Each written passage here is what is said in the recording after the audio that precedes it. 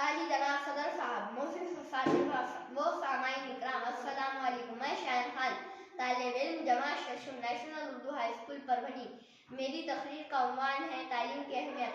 ہمارے پیارے رسول حضرت محمد مصطفیٰ صلی اللہ علیہ وسلم نے فرمایا کہ علم حاصل کرنا ہر مسلمان مرد اور عورت پر فرض ہے۔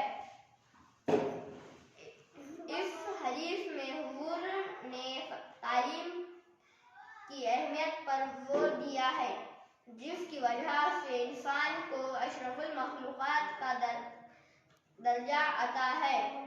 آج ہم دیکھ رہے ہیں کہ جس قوم کو تعلیم لازمی قرار دی گئی ہے وہ آج علم سے کوسوں دور نظر آتے ہیں۔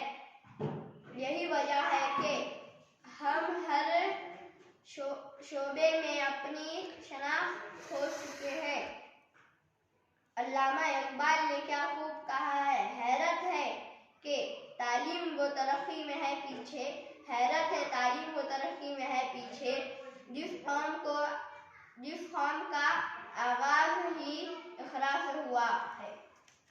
بات صرف مسلمانوں کی نہیں، تعلیم کا حاصل کرنا ہر انسان پر فرض ہے۔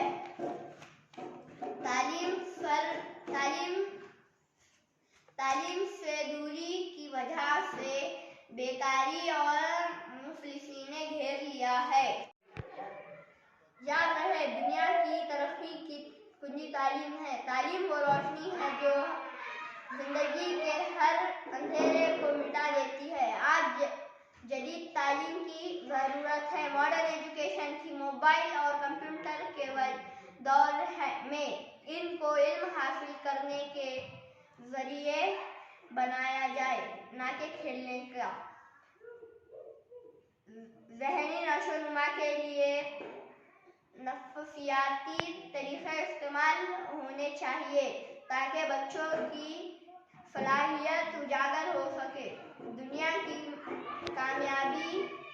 کامیاب قوموں کا راز تعلیم پر عمل ہے۔ تعلیم صرف ڈگری حاصل کرنا نہیں،